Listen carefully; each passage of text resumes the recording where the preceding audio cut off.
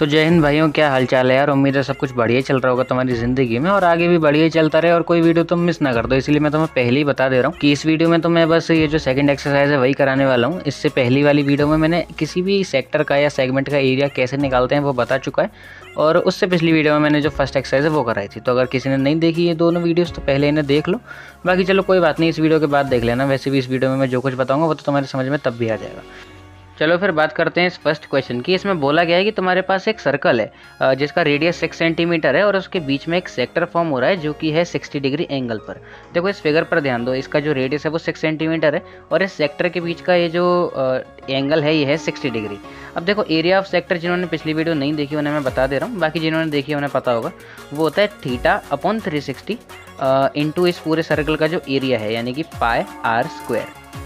अब आर की वैल्यू तो तुम जानते ही हो, वो हो जाएगी यहाँ पर 6 सेंटीमीटर, और थीटा की वैल्यू भी तुम्हें पता है जो बीच में एंगल बन रहा है यानी 60 डिग्री, और पाई जो होता है वो होता है 22/7। अब इसका ये जो रेडियस है आर वो है 6 और 6 का स्क्वायर होता है 36। अब इस पूरी वैल्यू को हम यहाँ पर सॉल्व कर देंगे और उसके बाद जो है अपना फाइनल आंसर यहाँ पर आ जाएगा 132/7 सेंटीमीटर स्क्वायर, और यही है इस पूरे सेक्टर का एरिया। चलो फिर बात कर लेते हैं नेक्स्ट क्वेश्चन की। यहाँ पर इस सेकंड क्वेश्चन में यहाँ पर बोला गया है कि एक सर्कल है 22 सेंटीमीटर जिसका सर्कमफेरेंस है, ध्यान देना यहाँ पर रेडियस नहीं सर्कमफेरेंस उसका 22 सेंटीमीटर है।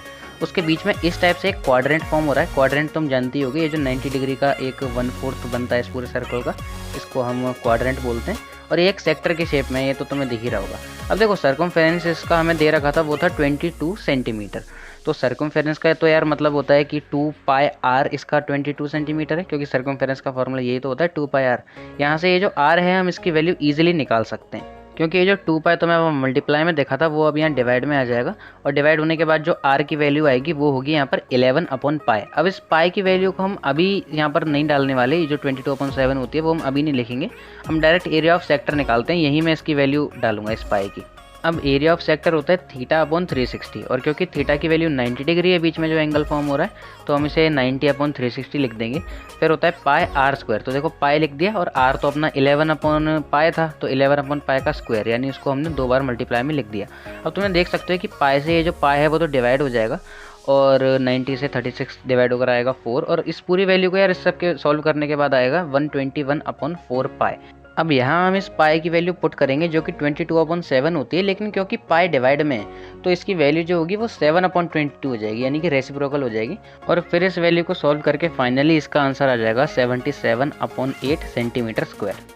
अब आगे बढ़ने से पहले एक इंपॉर्टेंट चीज़ यार मैं तुम्हें बता दूं कि इस बार तुम्हारे एग्जाम में सिर्फ वही सेक्टर्स आएंगे जिनके बीच का एंगल या तो 90, 60 या 120 होगा, इसलिए यहाँ मैं सिर्फ इंपॉर्टेंट क्वेश्चंस को ही करा रहा हूँ। बाकी बात करें अगर फिफ्थ क्वेश्चन की तो यार वो तो मैंने इस पिछली वीडियो में बता ही दिया था, बाकी किसी को देखना है तो तुम जाकर देख सकते हो, और फोर्थ और सिक्स्थ उसी के जैसे हैं बिल्कुल, तो तुम उन्हें भी ट्राई करना। अब चलो डायरेक्टली हम बढ़ते हैं सेवन्थ क्वेश्चन पे। तो इस क्वेश्चन में दिया गया है कि एक सर्कल है जिसका रेडियस है 12 सेंटीमीटर और वो सेंटर में 120 डिग्री का एक एंगल बना रहा है, तो हमें एरिया ऑफ सेगमेंट निकालना है। तो यार एरिया ऑफ सेगमेंट निकालने से पहले ये देख लो पहले कि ये जो 120 डिग्री का एंगल है इसे हम 60-60 के 2 हाफ्स में डिवाइड कर सकते हैं, और ऐसा हम कर क्यों रहे हैं ये मैं तुम्हें बता दूंगा अभी। अब ये जो लाइन ओडी मैंने यहाँ पर ड्रॉ की है ये जो है इसका परपेंडिकुलर भी हो जाएगी, ये थ्योरम तुमने कहीं ना कहीं तो पढ़ी ही होगी।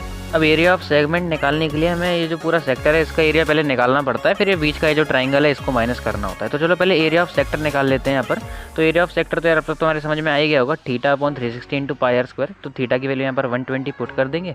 अब आर की जो ये वैल्यू है यहाँ पर 12 ही पुट कर देंगे, और पाई 22/7। फिर इस पूरी वैल्यू को जब हम सॉल्व कर देंगे तो एरिया ऑफ सेक्टर अपने पास आ जाएगा 150.72 सेंटीमीटर स्क्वायर। अब देखो यार ये एरिया ऑफ सेक्टर तो निकल ही गया है, अब ये ट्राइंगल कैसे निकालना होता है, मतलब ट्राइंगल का एरिया, इसके लिए तुम्हें खास ध्यान देना पड़ेगा। तो ज़रा ध्यान से देखो, यहाँ पर 2 ट्राइंगल फॉर्म हो रहे हैं, मतलब कि हो तो पूरा एक ही रहा है और उसी का हमें निकालना है, बट हमने इसको 2 पार्ट्स में डिवाइड कर दिया। ये जो 60 डिग्री के 2 ट्राइंगल्स फॉर्म हो चुके हैं यहाँ पर।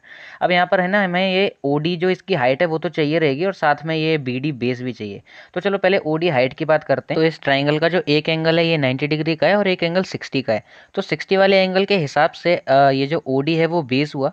तो अगर हम ट्रिग्नोमेट्री का थोड़ा सा इसमें यूज़ करें तो देखो ट्रिग्नोमेट्री में जो कॉस 60 की वैल्यू होती है वो 1/2 होती है, इस हिसाब से ये ओडी अपॉन ओबी यानी कि बेस अपॉन हाइपोटेन्यूज को हम ईजिली लिख सकते हैं यहाँ पर 1/2।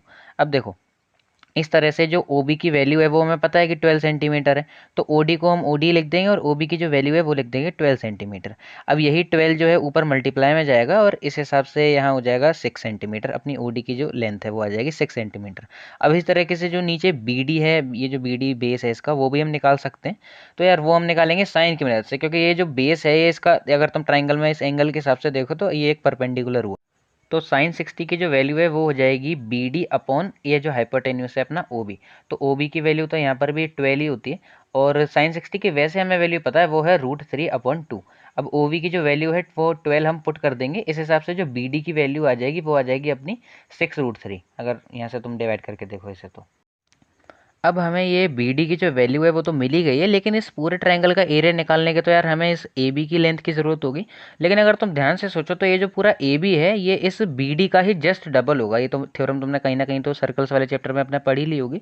तो ये जो ए बी है ये इसका डबल यानी कि 12√3 हो जाएगा, मतलब 6√3 को 2 से मल्टीप्लाई करेंगे तो 12√3 आएगा ना, और वही इसकी ये हो जाएगा बेस इस पूरे ट्राइंगल का। अब इस ट्राइंगल की हाइट और बेस पता होने के बाद इसका एरिया तो हम निकाल ही सकते हैं। जैसे इसका बेस है ये 12√3 हमने निकाल लिया, इसकी जो हाइट है ओडी ये हमने 6 निकाल ली, 6 सेंटीमीटर। तो अब इस ट्राइंगल का जो एरिया है वो तो हम इजीली फाइंड कर ही सकते हैं, और एरिया ऑफ ट्राइंगल का फॉर्मूला होता है 1/2 बेस इंटू हाइट, जिसमें बेस की जो इसकी वैल्यू है वो तो तुम्हें पता ही है 12√3 हो जाएगी, और इसकी हाइट है यही अपनी 6 सेंटीमीटर। तो इस सबको जब हम पूरे को सॉल्व करेंगे तो इसकी वैल्यू आएगी कुछ 36√3 सेंटीमीटर। अब देखो ये जो √3 होती है उसकी वैल्यू होती है 1.73।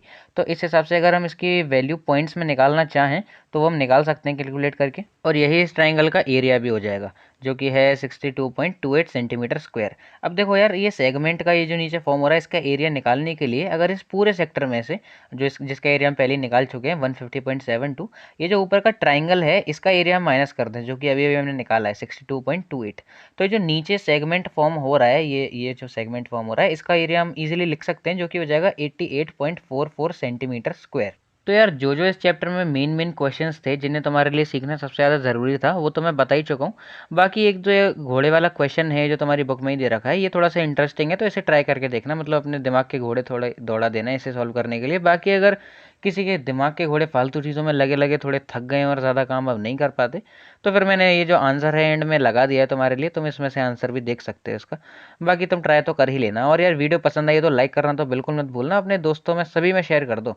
इस चैप्टर के बने बाकी वीडियोस को भी यार ज़रूर देख ही लेना, और इसी चैप्टर के क्या किसी भी और चैप्टर के जो मैंने बनाए एक बार चैनल पर तुम चेक कर ही सकते हो। और यार सब्सक्राइब वगैरह का मेरे को बोलना पड़ेगा कि तुमसे तो कर ही दो यार, उसमें क्या सोचना है आप।